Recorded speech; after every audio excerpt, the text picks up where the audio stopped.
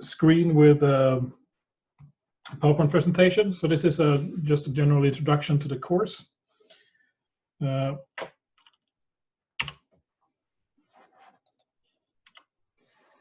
So what are the goals in this course? I mean, at the end of the course, you should have implemented a complete finite element code with a user interface and visualization from start and finish. You will also be able to reuse existing codes and libraries that are available for Python. Also, create the user interface that can be run on both Mac and Windows, or Linux for that matter as well. And visualize the input and results of your code.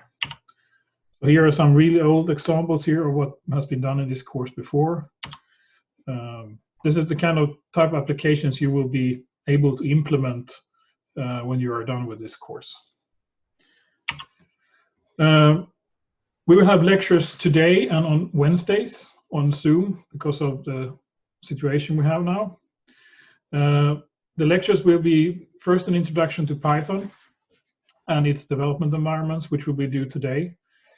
Depending on how much I will manage today, I will perhaps continue with some of the basic Python stuff on the next lecture. Next lecture will be covering matrix computing with Python, which is basically MATLAB and plotting in MATLAB, but with Python instead. Then we will introduce you to Calfan for Python, which is a Python equivalent of the Calfan library for MATLAB.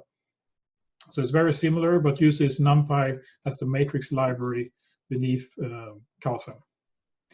It also has a bit more advanced mesh generation tool, which we'll be also using in this course. Then we will go through how to design user interfaces and a very shallow object orientation lecture to kind of get into object orientation, which most of the user interface design uses. We're also looking into scientific visualization and Python, what kind of tools are available and what you can use to do visualization. I will also give a lecture on some perspectives on Python, which kind of sets Python into a context of user interfaces and also high performance computing, how you can use Python for that as well. Hopefully we can get a guest lecture this year as well. Probably this will also be Zoom, but there will be a guest lecture from some company related to this topics that we are teaching in this course. The computer labs will be open, and the software should be available available at the computer labs. But all tutorials and help will be through Zoom. So we will have breakout rooms for the groups that you can ask for help. I will go through that later as well, send out instructions on Canvas on how to handle this. So we have Tuesdays tomorrow, 8 to 10, Thursday, 13 to 15. There are exercises. And due to this bit odd concentration with exercises, we will try to be available during these times online and on all means, but also I will try to answer questions outside these hours as well if you have any problems. So the course is a project course, and it consists of 5 assignments, one per, and those are divided in worksheets. So all these assignments are related to the same project. So I will show you how it's kind of conceptually laid out as well, but it's one part of the project will be implemented each week, except for the first week because that is just normal Python teaching. And the result will be a final report where you describe your program. And to this report, you will also supply your final program as a source code. As I said before, you can work individually or in groups of 3.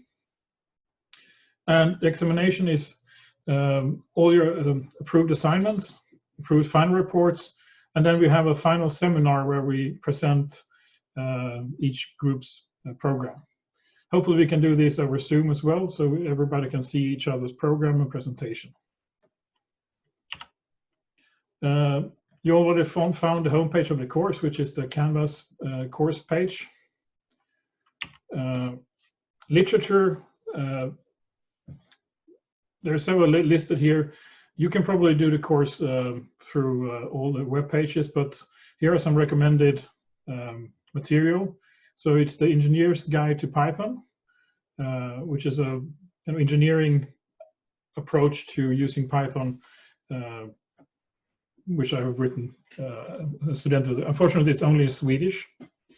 Then we also have online documentation within the course pages. There are some other here. There are good books, Learning Python, Programming Python. The worksheets are also kind of step-by-step guides to how to complete the worksheet. You will also get all the source code that I produce in the examples will be available for you as well to download or use. I will show you later on how to install software. So all the software in this course is based on a Python distribution called Anaconda, which can be found on anaconda.com. It's completely free. You can download it and install it on both Mac and Windows and Linux. We will also using some other extra tools to make the finite element code work. So GMSH, which is a mesh generator. It can be installed with Anaconda packages. So I have created a video on how to do this. This is not needed until we arrive at the Calfem part of the course. So it's no stress to install this. Of course, Calfem of Python, which is also a package you can install within Anaconda. So now it's a bit Swedish here, but so the idea is to design a finite element program. And the program should be implemented in Python, and it should cover one of these problem types. So plane stress, two-dimensional heat conduction, two-dimensional ground water flow. You can choose one of these. So the program doesn't have to cover all these aspects. It should cover one of these phenomena.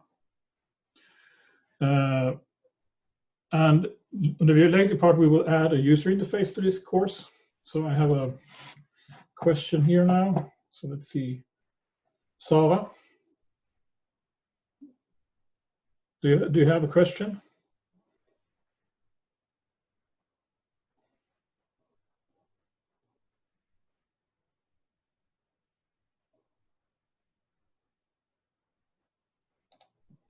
Okay. I don't know, fråga. You had a question.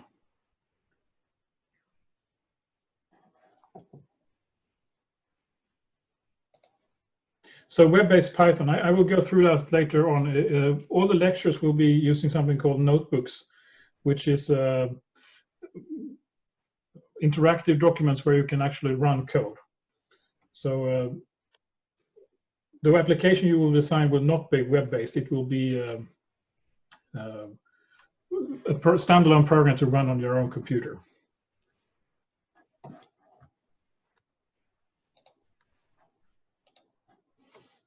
Okay. So as I said before, the program will be divided into several stages. Each stage is an assignment.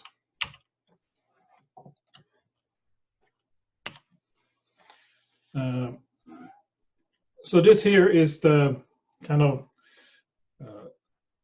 bird's eye view of all the things that we'll do in this course. So the first part, worksheets, will be concerning implementing the finite element code itself. After that, you will in the worksheet 3, the next step will be to implement the generating the mesh from a geometry. That will part of the worksheet 3.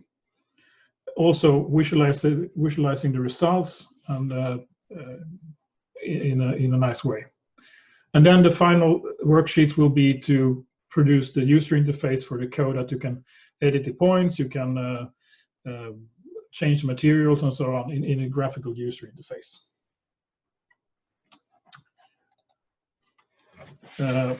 This is just to see what you can end up with at the end of the course. So this is the objects or modules that will be implemented. So you will have One part that is the final part is the finite element code.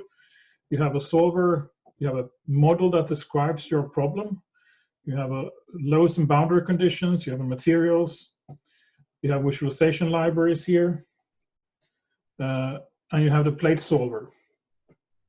And you also have a result here. And then you have user interface parts here with a window, and then you have mesh generation and call from libraries. So this is kind of the bird's eye view of the structure of your final code when you're at the end of this project. But don't worry, we will go through each step one at a time. So it's not everything at the same time. So one question many of you, or at least the previous students have had in this course, is I want to do it my own way. So if you follow the worksheet, you will end up with your own program, of course, but it kind of follows the same structure. But if you have some ideas or you're a bit experienced with programming, you probably perhaps want to do it in your own way. And that's perfectly fine, as long as all the tasks and assignments are fulfilled. So you can kind of design your own structure of your code, and you can put it in your own, produce your own user interface that is different from the worksheets. That's okay. As long as you have all these steps that are in the assignments fulfilled, then it should work. I will also be adding, for those that want to do more, I will add extra worksheets with ideas on how to expand your project assignment with your own ideas, and that will also be covered in my perspectives on Python lectures later on ideas on user interfaces and so on.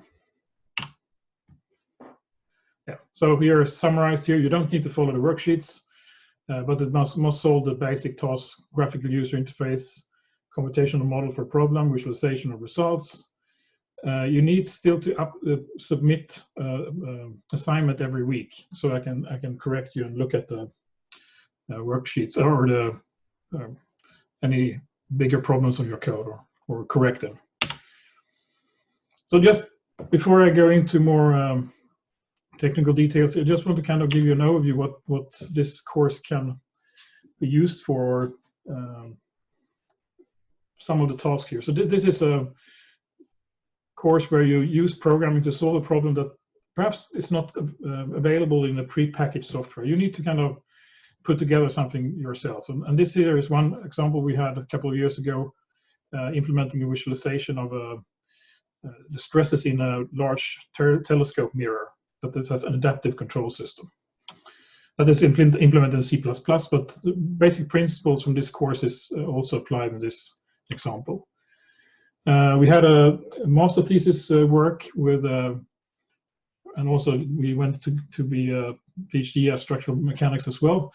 We implemented this program called SketchFrame, which is an interactive finite element code where you can, instead of having this step, you design your geometry, you do a calculation, look at results. This program does everything in real time. So there is no discrete calculation step. It's kind of updated continuously. You can test different phenomena of your structures. ForcePad is perhaps something you have seen before. It's an application that has been used in structural mechanics. It also uses the same concept that we will be teaching here, but also uses an interactive feedback loop to you can explore the stresses of the structures. Sorry. We also have developed a finite element code for simulating hardening of concrete. This is has been a commercial code, but it's more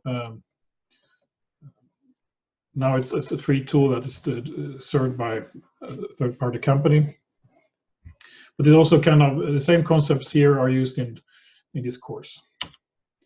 Here's another interesting example. Here is using the leap motion controllers to actually enable you to apply forces on a structure, and it will be updated in real time.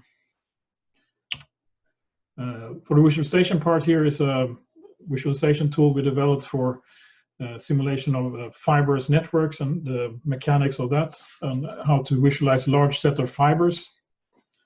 At the time we did this, the graphics card were not that good at doing a lot of triangles. So this is we faked the tube-like structures with textures to enable us to do more structures. So let's see. I wanted to say something about the program installation.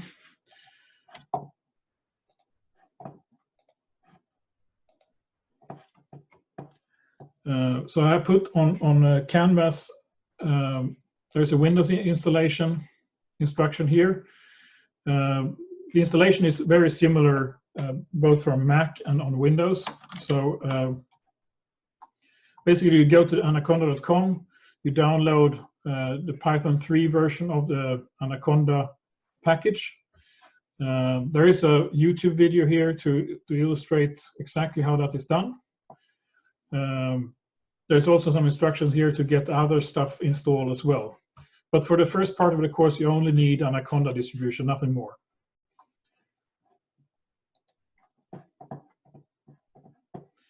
And also, if you are using the computer labs, here are also some instruction how to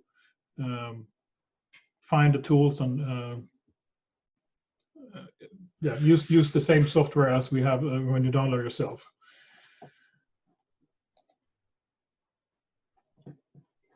The assignments are here.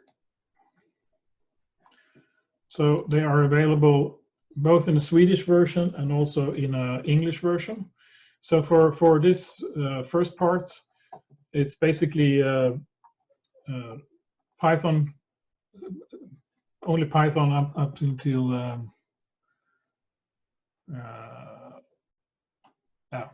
up to task 6 is what you're going to turn in. No, task. Yeah, sorry. Yeah, the NumPy part is the next part. So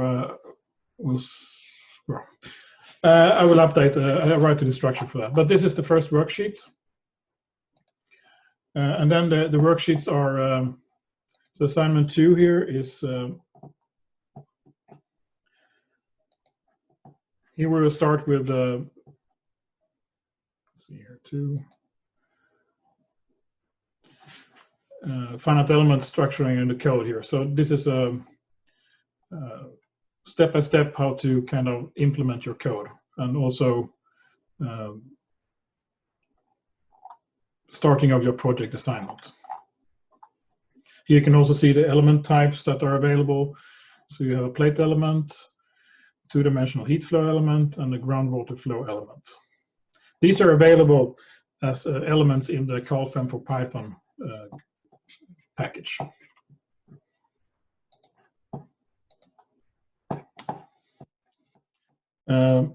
So if you have installed everything correctly, you should have, let's see here, an Anaconda prompt in your window here.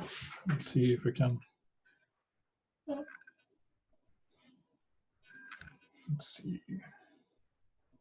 here. Did you see my notation here, or did it go away?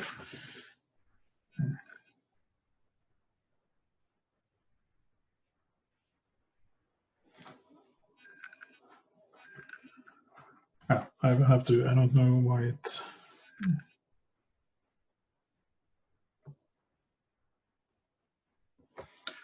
A moment.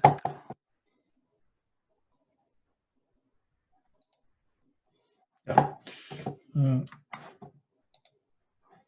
Anaconda prompt. The Anaconda prompt is, let's see, I'll make it bigger here.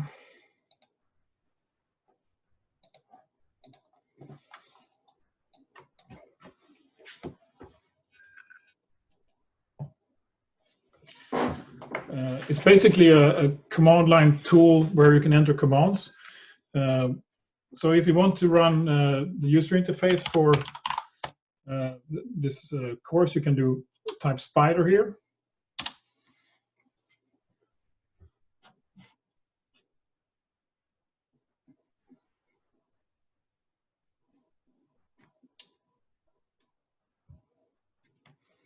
This is a Spider development environment is implemented in Python itself, and it's a large installation, and Python is not a compile language, so it can take some time to start up.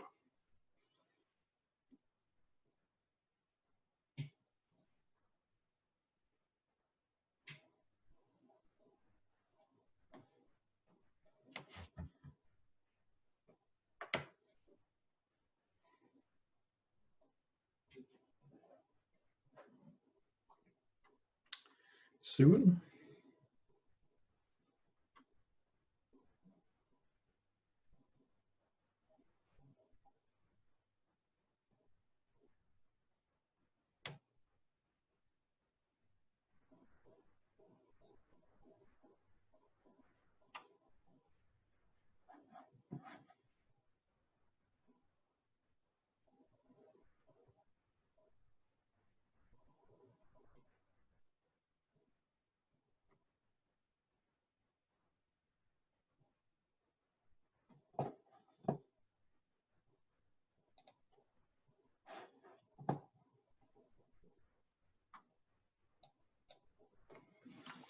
Give it a bit more time.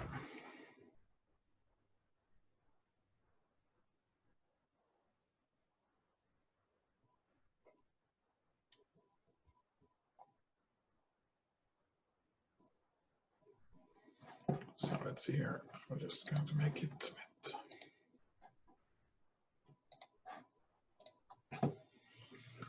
So this is the Spider development environment.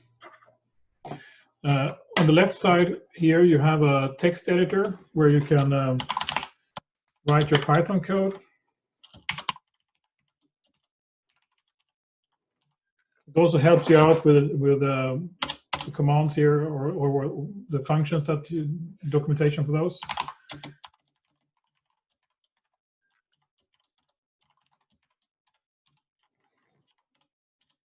So the files you are saving, the Python scripts, they are have an extension of .py, and those can be run in the Python interpreter. So first I just save this here as something else file, save as.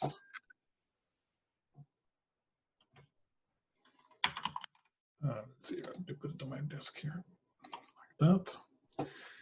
And then when you run the code,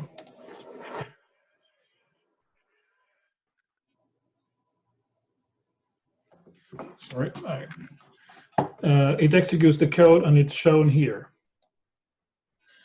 And Python is it's not a compiled language. That is, it's dynamically executed line by line. So that's why you can use it interactively, exactly like MATLAB.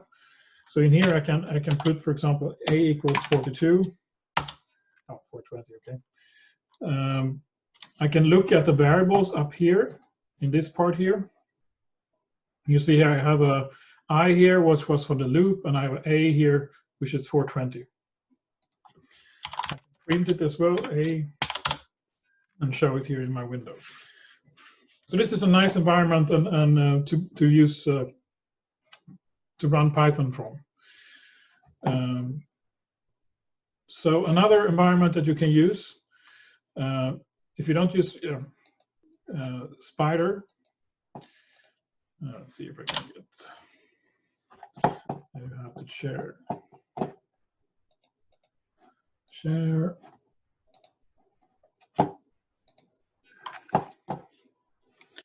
This is my window again. If I want to do some experimentation with Python, there is a nice interactive Python interpreter you can run called IPython. And here you can do a equals to 2, b equals to 2, and then you can c equals a plus b. You also can go back and you can change the commands here like this. You can go out again. So this is an interactive Python. I want to also show you some other features in Spider. Let's see here.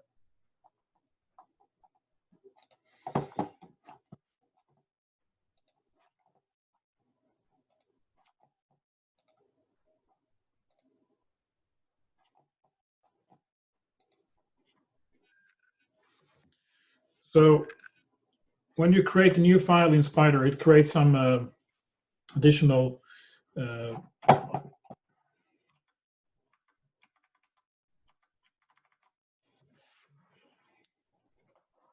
my shot here.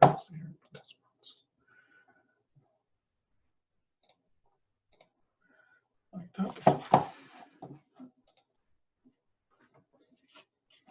The first part here in a text file here is just that it tells Python that the text file will contain international characters.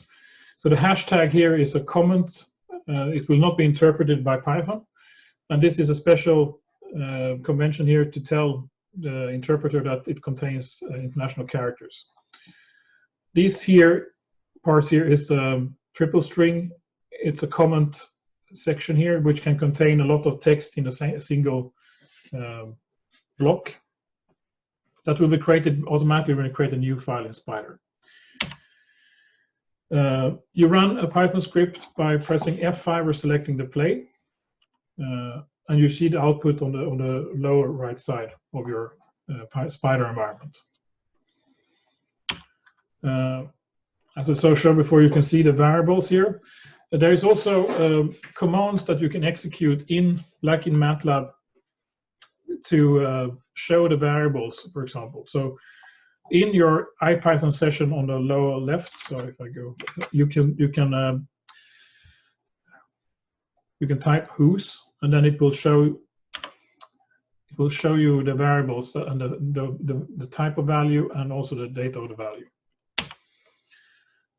If you have a script that doesn't stop, you can stop it using the red button here to stop execution. You can explore the variables here and look at them just like in MATLAB using the Variable Explorer.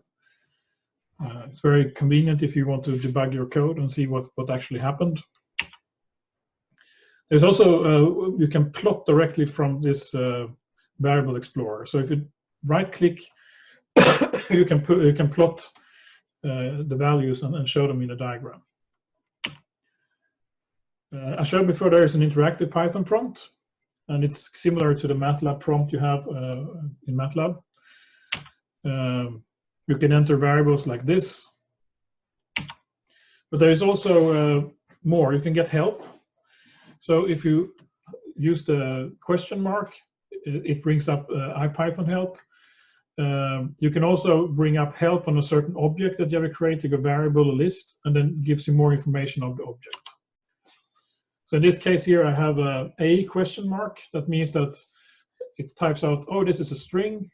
It has length 15, and more information on the string object. There are some additional functions you can use in the interactive Python prompt, usually prefixed with a % operator. And with those, you can interact with the system. There are some convenience functions for clearing variables. There are some timing things to time execution. So for example, here I can use the %cd to show my current directory. I can use %cd documents to enter a specific directory. I can print my current working directory where the Python interpreter is located and has been starting up from. You can list files using %ls where you are currently located, so in your current directory. You can also print contents of files using the pycat command. You can also run scripts. So if you have Python files, .py files in your directory, you can run them by specifying run and the name of the file without the extension. That will run your file. If you add the -t, you can also time your execution, so you can see how long it took to run. You can also use timeit to measure how much time it takes to run a command. Whos, as I said before, list variables. You can run system commands, which means that commands available on your machine, like dir, which is a Windows command, or ls on your Mac. So that was a bit about Spider.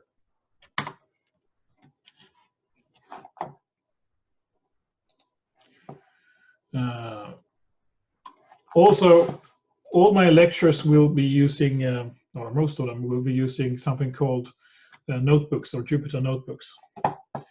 And let's see, I will bring them up here. So for example, the first lecture here, I will show you my screen first.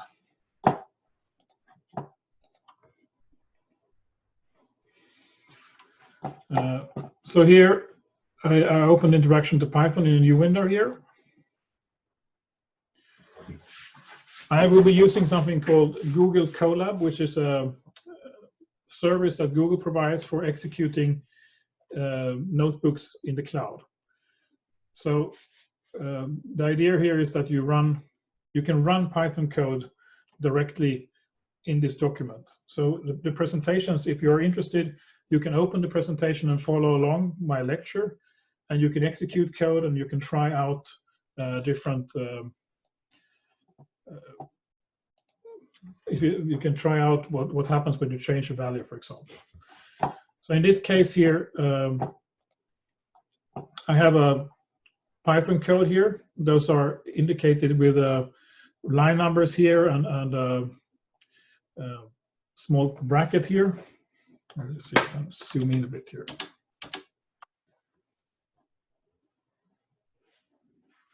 So this part here, let's see.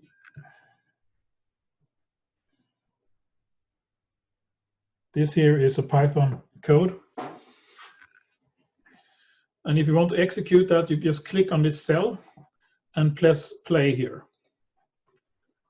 It could be that you need a Google account to use this, but basically that is so now what happens now is it starts up the Python interpreter in the background and runs the code seen here. So for example, if I change the code here in my presentation here, I can do 20 here just to be a bit courageous. And then I press play here again. And now you see the code output changes here.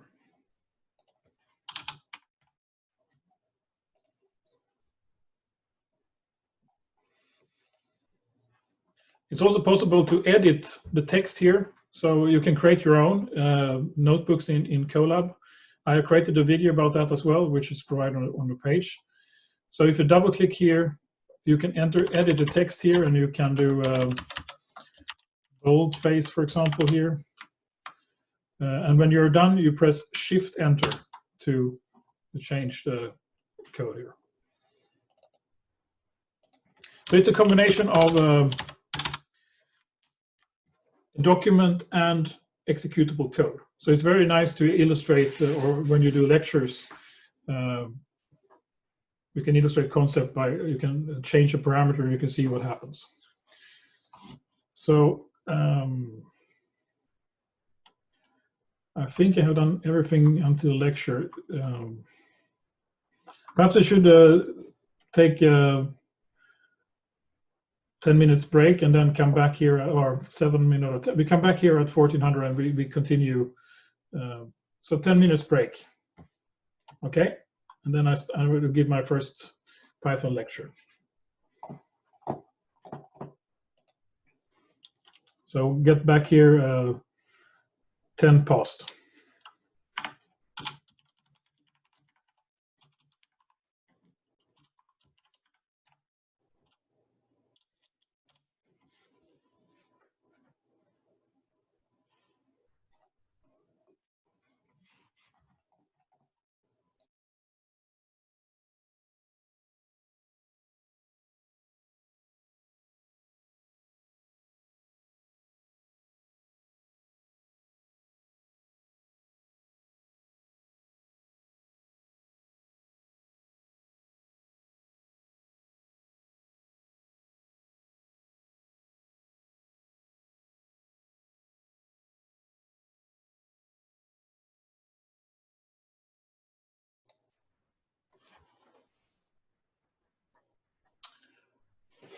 So let's continue. So now I'm going to give you a start going through an introduction to Python and how the Python language works and it's put together. So we start at the beginning. So Python programs are defined as text file containing rows of statements. And the text files are translated by the computer into instructions using something called a Python interpreter.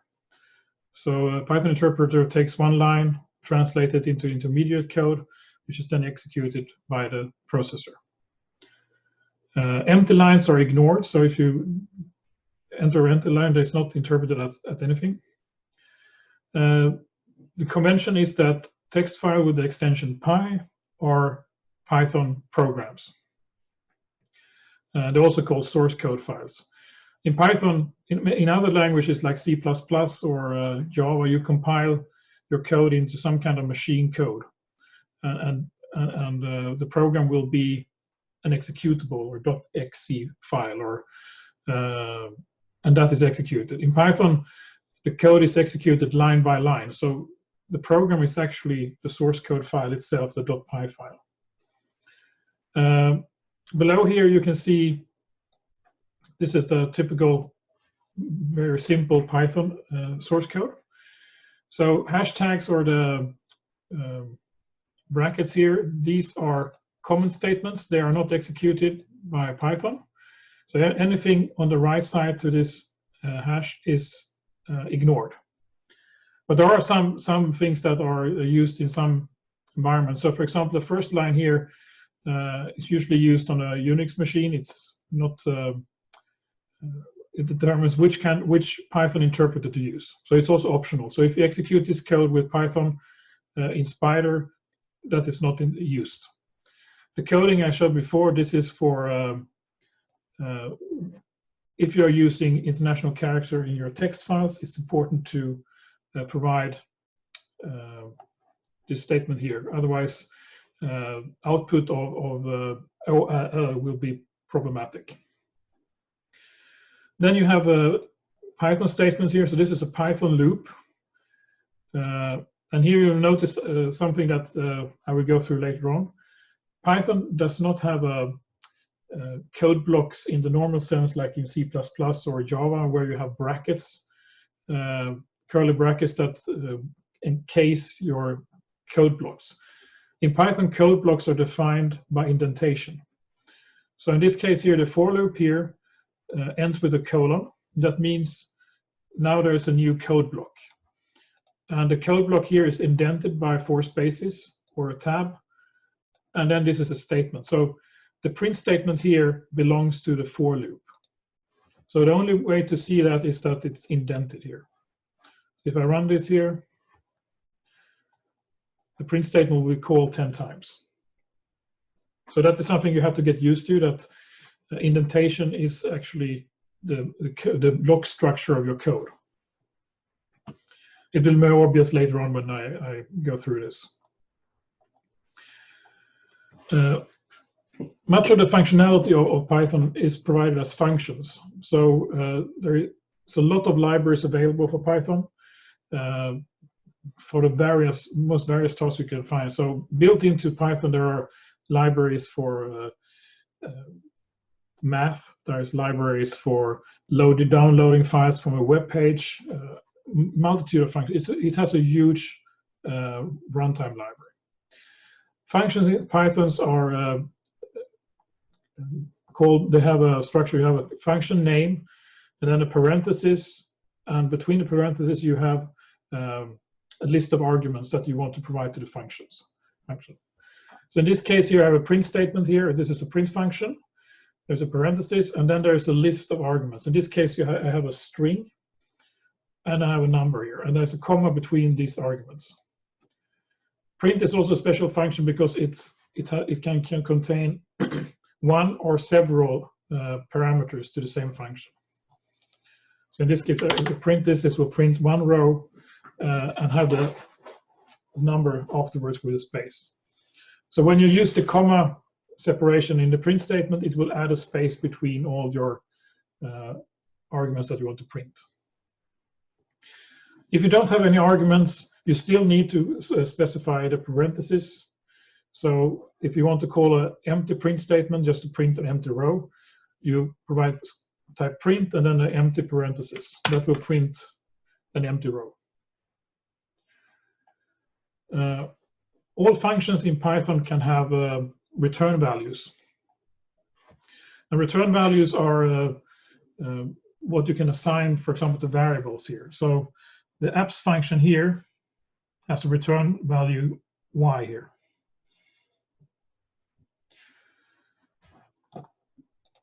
So if a function has a return value, you have to kind of catch it with a variable. So in this case, it will.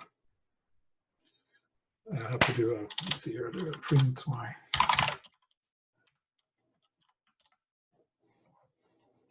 Like this. Something also that is similar to MATLAB is that functions can have one or more return values. So for example, the div here will return both the quotation and the rest, and then you assign it return values q, r. And that will return assign both of these variables q and r with the values from the function.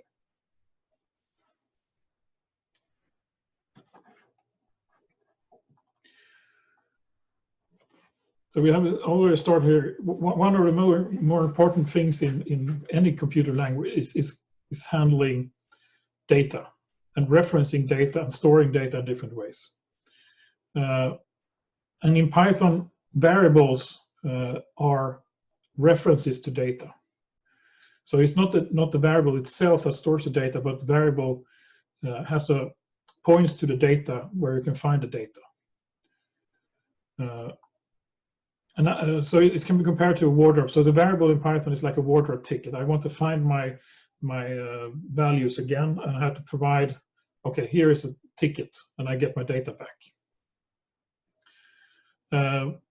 Another thing that is a bit getting used to when you're using Python is that Python, you don't have to specify the data types when assigning variables. So in C++ or C or anything, you have to specify the data type you want to use for the variable.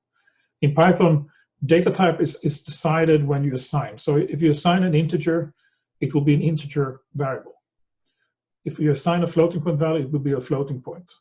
So it's not that you don't have a data type in Python. Everything is really strongly typed in Python, but it's decided at the assignment when you assign a variable which data type it will be. So for example, in this example here, also a variable a, for example, can change the data type during execution. So if you assign a something different, for example, a string, it becomes a string or a text variable. So that is something also that you need to get used to a bit if you're coming from a strongly typed language like C or Pascal or Java. So in this case here, I have two variables a and b, which I assign integers. I have c and d, which is assign floating point values. E is assigned a string, and then I have a list, which we'll get back later on, of multiple values here. And then at the end here, I assign a string. So then a refers to a string, data stored in the string instead of the integer 1 here. So if I do print a here, now it's a string. If I comment this out here, it's a 1. So data types can change during program execution, which gives us flexibility, but also a lot of ways of making new interesting bugs in your code. So you have to be a bit careful with this. Variables can be named in many different ways. But there are some rules on naming variables. So, for example, you can only use letters from the English alphabet, numbers, no special character except for the underscore character, and you can't start a variable with a number. So, for example, these 4 here are OK variable names. So they have only in English characters. There is a underscore character, which is okay. I2 is okay because it doesn't start with a number. But you can't do stuff like this. So one var is not okay because it starts with a number. L is not okay because it has a non-English character in the variable name.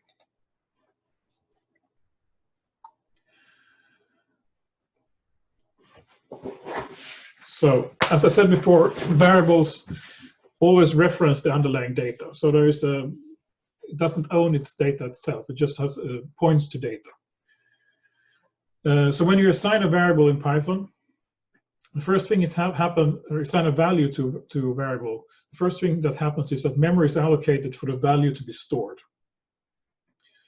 So if you have the 42 here in this example here, 42 is allocated somewhere in the computer memory. And then a named variable reference is created, the variable, in this case A, and then they are connected together, so the variable refers to the memory for the value.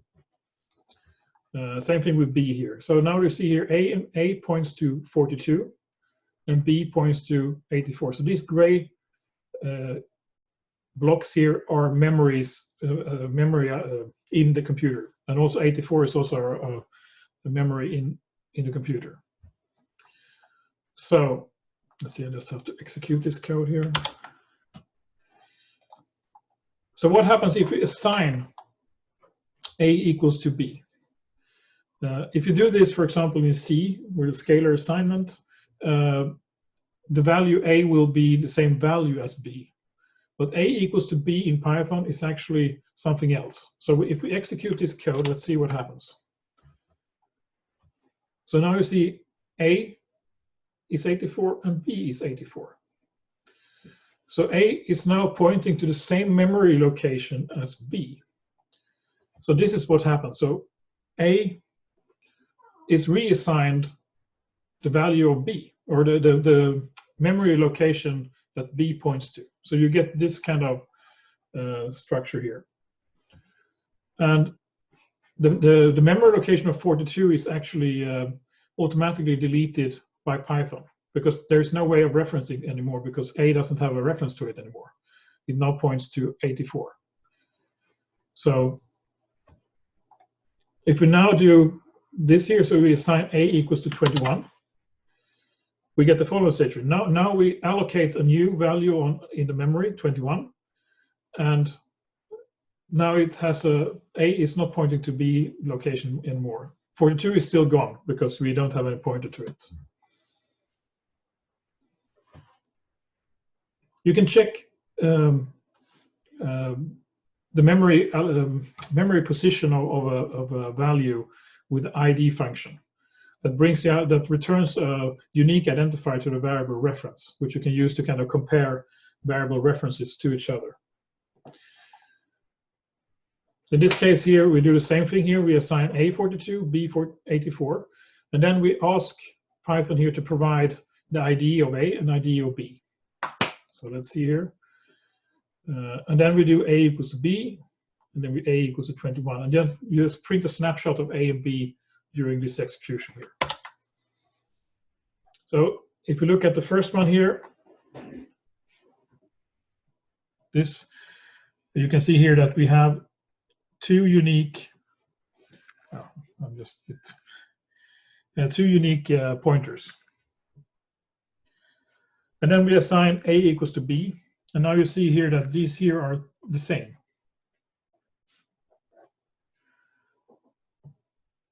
And then A equals to 21, and now we have two unique IDs again. You see that you have the same, B is always the same here because we haven't changed the reference to B, so that is the same all the time.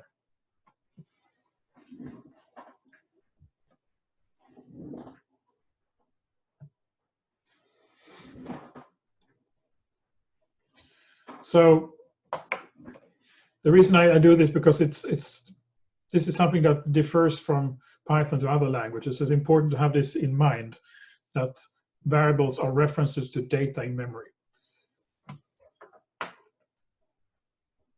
So let's go through some of the data types that we have in Python. So you already tested integer data type. So in this case, a equals to 42 will be an integer data type. You can see it when you, and also if you assign a floating point value, so for example, a decimal with a point, it will be a floating point variable. So it will be handled as a floating point. You can do operators, so you have the normal operators like any language. You have plus, so you can do a nice interactive calculator if you want. The more normal rules apply, so you have multiplication divisions are done first, and then you have a plus and minus are executed later.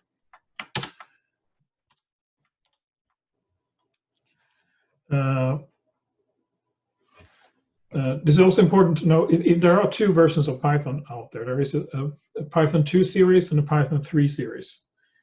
It's important to know that the Python 3 series has some differences. For example, the print statement requires parentheses, which the Python 2 does not. And one also way it differs is if you have integer division, Python 2 will return integers, but Python 3 will return floating point. So that is something that could be good to know. So it will up. So if you have a integer in a division and it doesn't, it will return you a floating point.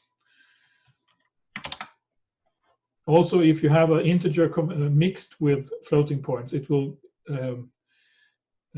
the return will be the higher data type, for example, float. So in this case here, I have the number 3 here is an integer, but as the other variables are, or other numbers are floating points, it will return a floating point. We also have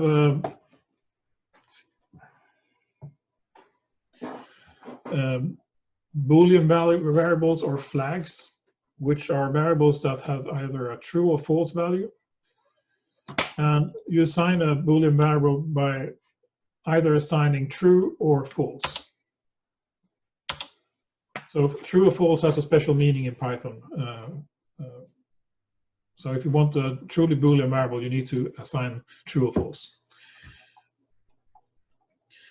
Now we come to the probably most powerful data type in Python. Among the most powerful is lists. And lists are data types that contain a list of values with different data types. So lists can contain anything. And lists are defined by brackets. So starting bracket and ending bracket. And if you don't specify anything between the bracket, you will create an empty list. Basically a list that contains nothing. Let's see here next. So it's an empty. So when you print an empty list, it will just print an empty bracket in this case. The nice thing with lists is also that they can contain any data type. So in this case, I have 4 integers, a string, and a floating point. So you can create a list with these items just by specifying values separated by comma operators. So now you see here it creates a list with these items here. You can also access lists using an index to the variable. So in this case, if you print values 2 here, it will return you the 0, 1, 2 of the list. So all the lists are by default 0 based. They start at index 0. So first element is always 0. So hopefully it will return me number 6. Yes. So if I do 0 here, it returns 1.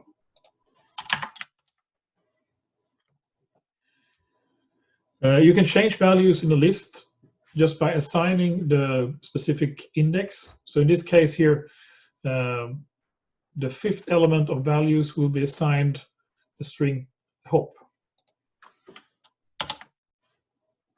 So in this case, it replaced high with hop in this case. And you can assign it any data type, so it can be a floating point or integer or a Boolean, whatever. It can store anything. Indexes can also, you can, instead of first querying for the length of the list, and if you just want to have the last element of a list, you can use negative indexes. Then it will wrap around and reference the value at the end of the list. So in this case here,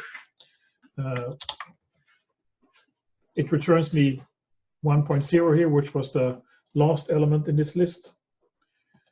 And I can, if I add or increase the index negatively, I go from the back forward. So in this case here, it will return 4. So -1, -2, -3. So in this case, this is 4 here. So now we have to just give a thought of what the list is. So we had a discussion on variable references. So a list is actually not a list of values. It can be seen as that when you use it, but what it actually is a list of references. So every item in a list is a reference to a memory location in the computer, just like a variable.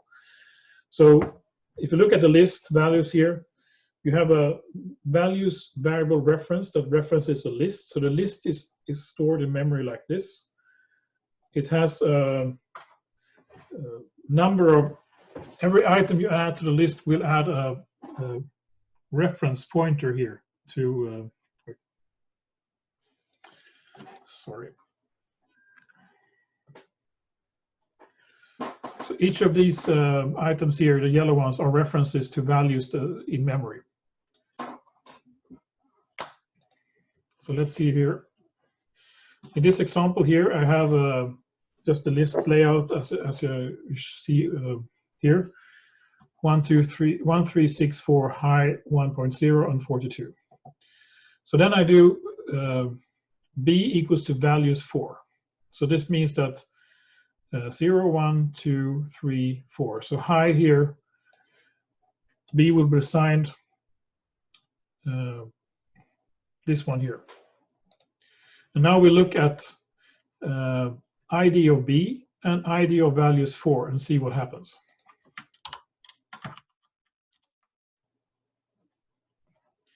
Now you can see here that I assigned b a reference to values 4. So this is hey, and now b points to the same memory location as values 4. So here you can see that you can extract a reference to an item in the list, but you have to think that if they are pointing to the same data location. So modifying one will modify the other. So this is the kind of conceptual model you have here. B is now a reference to the memory location of the string high. So most of the time this will work perfectly fine. You don't have to think about it. It works intuitively. But sometimes you can get into problems when you change, if you assign b to something else or update, it will change the both b and d will point to the same thing, and it can be problematic. So you have to think about how it's designed.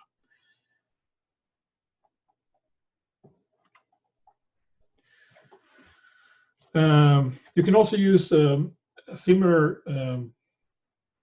notation as in MATLAB to kind of get sublists from lists.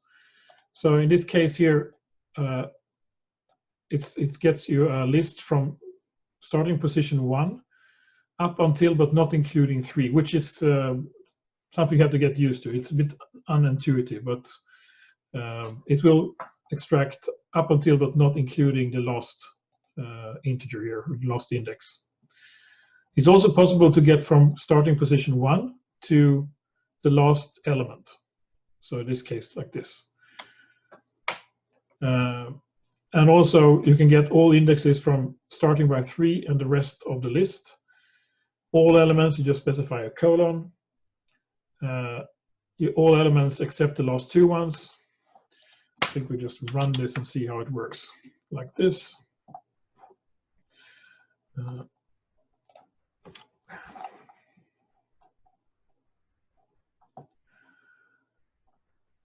So 1 to 3, so that is 3, 6. All except the last one here, it seems to be okay. And then starting from 1, going all of the way. This is this one here. Oh, sorry, this one. Then starting at number 3. Let's see, and then okay. And then all items in the list, it is this one here. And then all except the last 2 is this one here. It also seems to be correct. And -3 to, so basically going backwards, 3 items. It can be powerful if you, because this is using this notation here is much quicker than doing a loop. One way of doing it could be to create a new variable, a new list, and then you loop through and append things to the other list. But in this case here, using this notation is really quick because Python libraries are implemented in C. So as long as you don't do any loops, it's very quick to do this indexing. When you have a list, so it's many times you want to query how long it is. And there is a generic function in Python called len, which returns the length, the number of items in any data structure in Python. So it could be a string, it could be an array, list, dictionary. You use the same function for all of those other options. So in this case here, if I want to know how many values there are in values, I use print len values. So now I see it's 7, and I think it's 1, 2, 3, 4, 5, 6, 7. So it seems to be correct. When you have a list, you can add values to the list using the append method. And now we come into a bit of this object orientation. So in Python, every data type or variable reference you create is an object. And on this object, you have a lot, something called special functions that you call on this object, which are called methods. And they are connected to this object. So in the case of a list, there is a function called append, which adds a value to the list. So in this case, I have my list values and I append 42 to it. And then you see here, it added the 42 to the end of the list. It's also possible to insert values into the list. So in this case, I can insert a value at position 0, or 0, 1. Sorry, insert a value at position 1, a string squeeze, and that will insert after the first item in the list. So hopefully after the 1, there should be a squeeze. So now you see here I have 1, and I add a squeeze here into the list.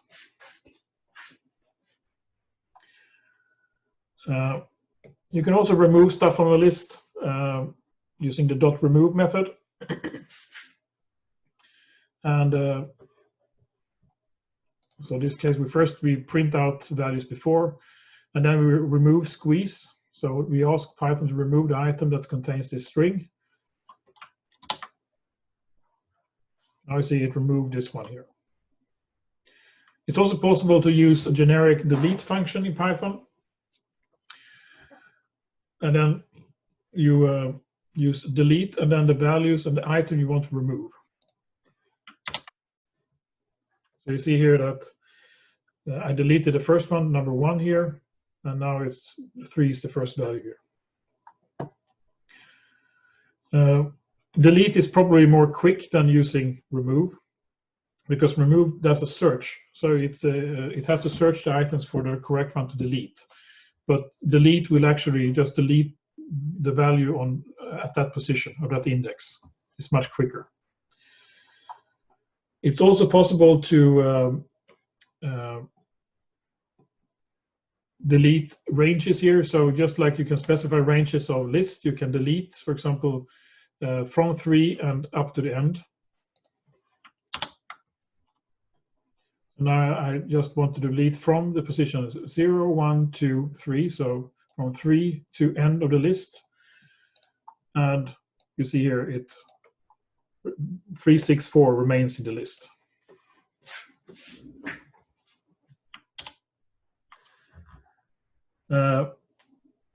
There is another data type called stack, which is used in many languages, where you have you can push something to the stack and then you pop it again. So when you push something and when you pop it again, the same value will come out. So it's will pop the last value of the list, and push and pop is available on the list. So in this case here, I have my values, and then I do v equals to pop, and it removes the last one here, so 4. And after pop, the 4 has been removed from the list. You can empty a list by using the clear method, but you can also assign an empty list to a variable reference. Then this list here will be unreferenced if you don't have any other references to this list, and removed automatically by Python. But there is a risk with this, because if there are other things pointing to A, they will not be removed. There will still be references to it. So in this case here, so in this example here, I have A equals to this list. I say B equals to A. That means that B points to the A list. So if I assign A an empty list, B will still have the list. So as long as you have a reference to a list, it will not be erased or removed.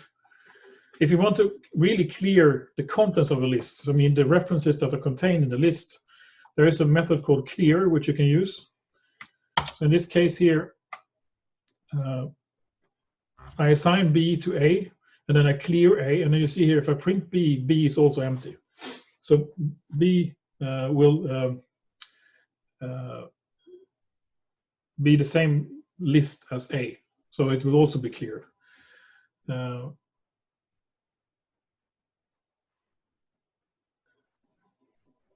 the references will be copied over. I have a question here.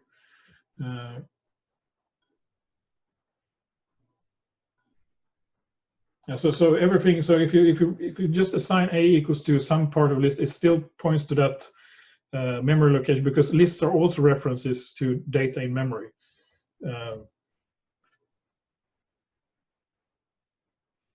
But if in your example here, if you assign B equals to A 0 to 2, it will assign B it will create a new list and put the same references from A into B.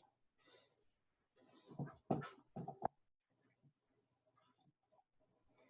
think I will answer that in the nested lists here part as well. So what you are copying is actually you're copying references to data when you're doing the indexed copy, the ranges.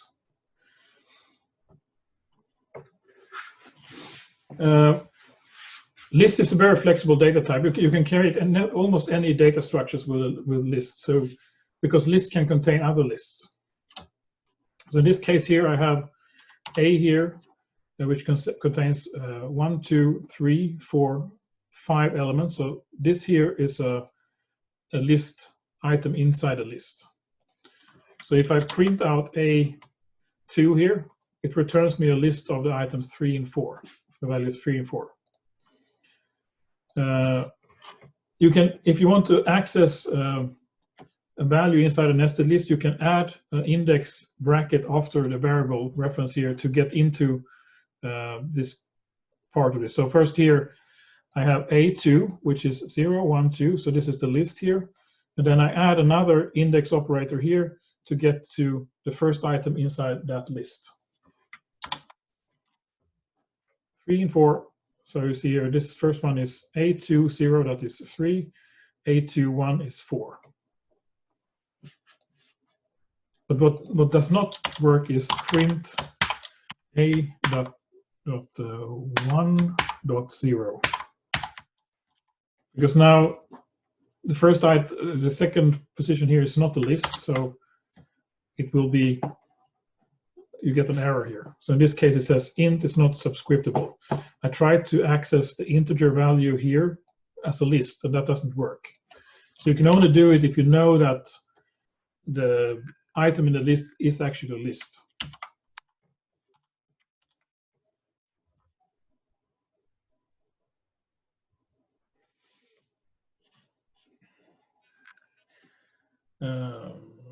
Let's see here. You can also really create two-dimensional data structure quickly using this kind of technologies here. In this case here, I want to create a spreadsheet, which I can use. I can access as a spreadsheet. So in this case here, I create an empty list first, and then I add lists to this list. And this here is a kind of strange operator here. That means that if you use the multiplication operator on the list, it creates a list of 10 items. So in this case, 0 will be repeated, and you will have a list consisting of 10 zeros. I think it's best just to run this example. See here. Here you have, this is the first row, second row, and you see here I have 4 rows in total. And I can access this like a spreadsheet here, so I can do spread sheet, so row 0, value column 5. Now it's not very exciting because it will probably be a 0, yes. So it could be tempting here to do matrices like this, but we will go into matrices later because lists are efficient of handling multiple data types which we need to access. But if you want to do numerical computing, lists is not very efficient. So that we will cover that in following lectures where we discuss the NumPy library, which is best for this. But for data structure that are not numerical or that is not required to do really strong computing, the list is a very flexible data type. So here I have an example here of this, how lists references each other. So in this case here I have a list 3 and 4, which I add into the list A. So A will now contain B as well. And then I assign B0 to -1. So if I run this example here, you see here that B now is 3, 4, and if I assign B0 to -1, if I print A, you see it will also have -1 here. This is efficient because you don't store anything twice, but it can also be something that can be confusing, because if you don't know about this referencing, you can have side effects here if you change something and that you don't want it to be changed. So what happens is this: you have when I assign B into my list, this will be a reference pointer to the data storage for this list here, and A will contain 1, 2, and a reference to this list here. If this is not what you want, if you want a copy of that data structure in your list, you need to use the copy method instead. So the example will then become, instead, B was 3, 4, like before, 1, 2, and then I do a B copy. That will create a new list by copying the items in B and adding it to this list. So if I run this here instead, I get -4, -1, 4, and then 3 and 4 is still the same here in this list. So now this is another list. So in this case, it will become like, I have B here pointing to -1 and 4. And then I have 3, 4 here is a copy of the original version of B. So at the end, we'll have -1, 4 here and 3, 4 here, because we did a copy here. So if you want to have standalone data structure that are not dependent, you should consider using copy to assign values to new lists, so that you don't have this references between the lists. In some cases, it's beneficial to have it, but in other cases, you need to. Your behavior is probably that you want to have a copy. Another data type that is important in Python is strings. So it stores sequences of letters, and there are, I don't know, there's really many ways of creating strings in Python. And there is one property of lists or strings that is different from other data types. So when you have created a string, it cannot be changed. It's immutable. And that sounds like a really strong or bad thing with this data type. But because string handling in Python is really flexible, it's very easy to create new strings from parts of other strings. So here I have a string is created just like, so a variable equals to, and then you have quotation marks in different ways. So you can have double quotes, you can have single quotes. So these two are equivalent. It's just that sometimes it's better to use single quotes, which I come back to later, or double quotes. If you want to have a single quote inside your string, then you surround your string with double quotes. So in this case, don't give up here will contain a quote here. So this one here. Other way around, if you want to have a double quotation in your string, use single quotes on the outside of the string, like this. Now you see the double quotes are inside a string. You can also use special control characters in the string. And some of these are shown here. So you have, if you want a backslash character in your string, because backslash has a meaning in many languages, you have to prefix it with an additional backslash to actually see the backslash. If you want to have a single quotation mark in a single quotation mark string, you have to prefix it with a backslash. If you want a double quotation mark, you can have backslash double quotation. Backslash n means that you want a new line in your string, which means that when we print that string, it will print out in 2 lines.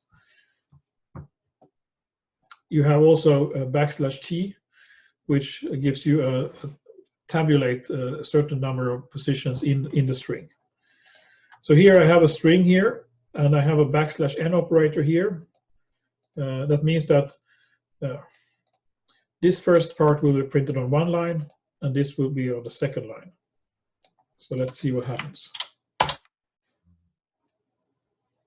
So I have 2 lines here.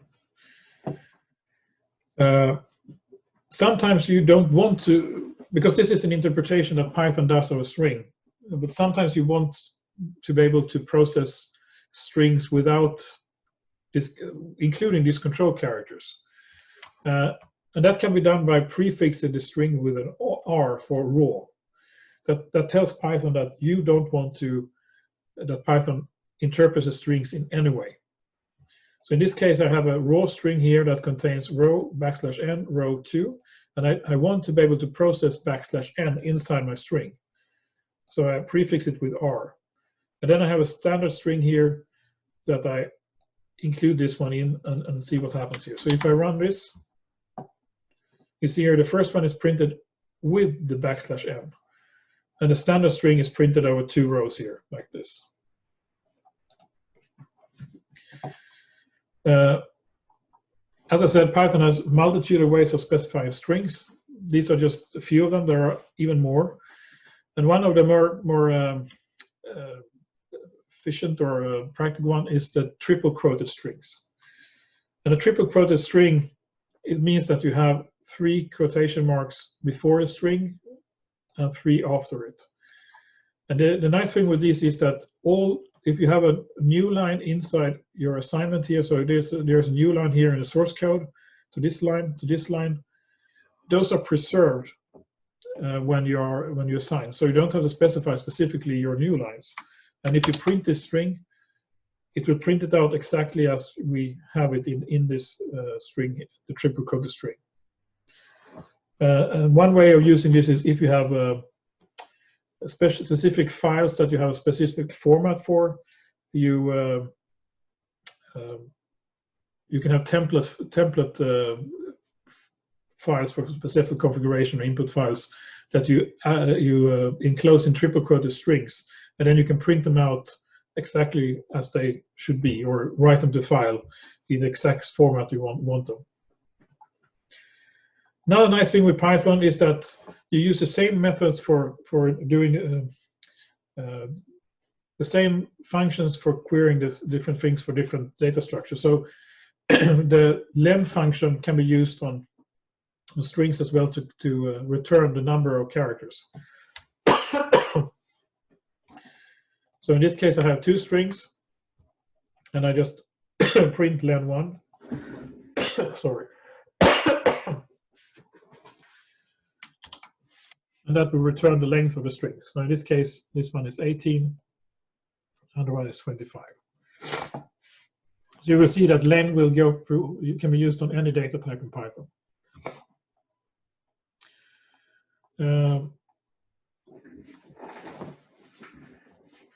As I said before, when you assign a string, you can't access or can't change the individual items in a string.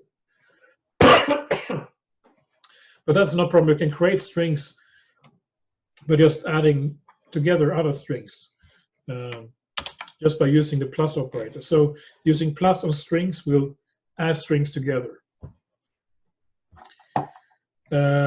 You can also repeat strings using the multiplication operator. So in this case here, I have one string which I want to create an underline or section header or something. And one way of doing that is using len to query how long this string is. So this is the length of the string.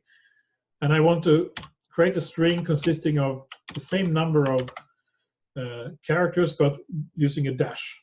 So S2, and then I use multiply by the length of the string. So this will repeat this character here, the same number of characters as I have in this string here.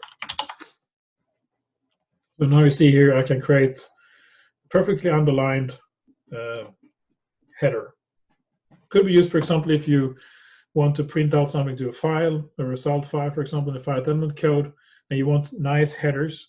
You can do a function that prints out or writes to file with nice underlines in this case. Another operation that we have on strings is, in many cases, you have, for example, if you read from data files from numbers, for example, Python always reads from files as text.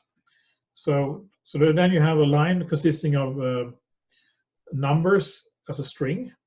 I want to split it up into different values. Then there is a method called split on the string.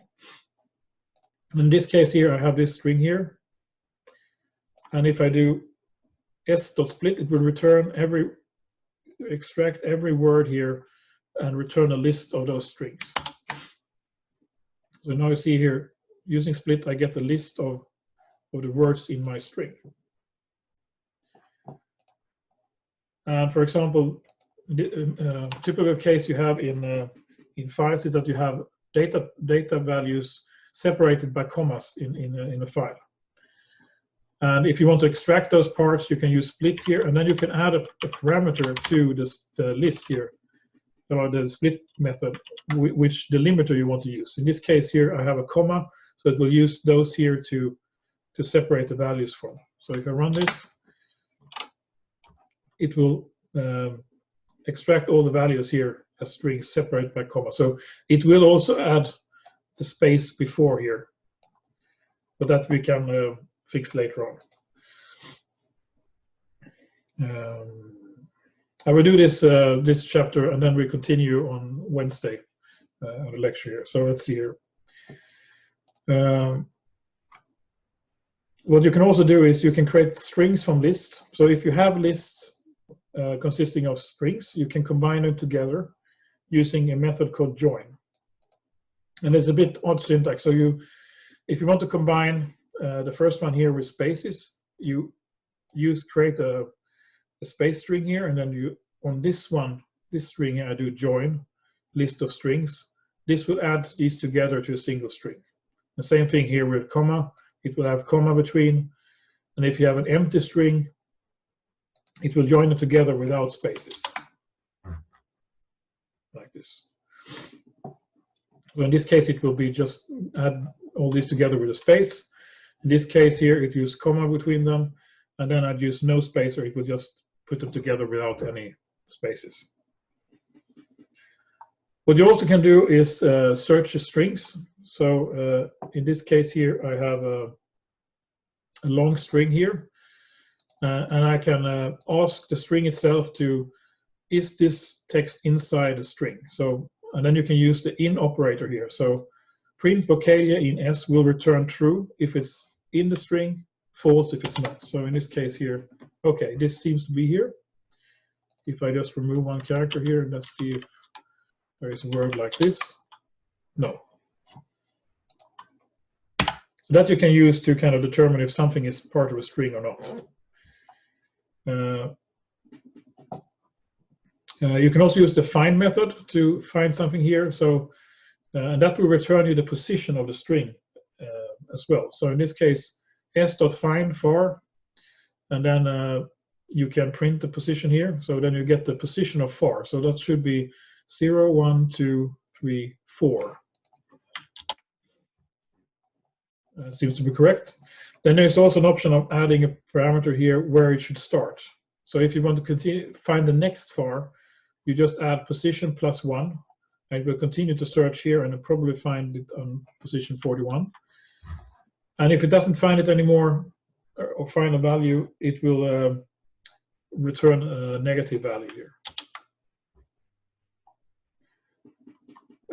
And finally, if you want to remove unnecessary things, for example, leading spaces here on a string, there is a method called strip, which will return a string without the leading spaces. You see here, it will remove strip will remove both this part here and the last part here. So you see here, this is the original string with a space here, and then there is no space in the beginning, no space at the end. And there is a special version of this called right strip and left strip. So if you want to only strip from the right side, you see here it removes only the right side. And you can also do left strip, which is the opposite. It removes from the left side. So I will stop there and I continue the lecture on Wednesday. And I see you tomorrow on the exercise here. I think tomorrow it's important that you get your working environment ready so you can run your Python code. So make sure you have Anaconda installed. Also make sure that you can run you can probably read more in this lecture if you want, and look at the first exercises. So this week will be kind of a slower, I mean, it's just an introduction to Python. So make sure that you get everything installed and working, and don't hesitate to ask any questions. I will be available tomorrow at the exercise as well for questions. I will put the lecture as a video as well, so should be available. It takes some time to do, so it will probably later tonight or tomorrow morning. So I hope you all heard and could follow along. So any questions though after this?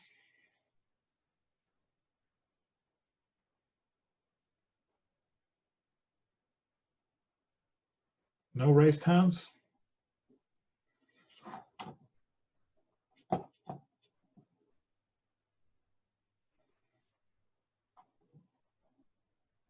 Okay. And then I see you tomorrow morning though. Yeah. Thank you. Let's see if I can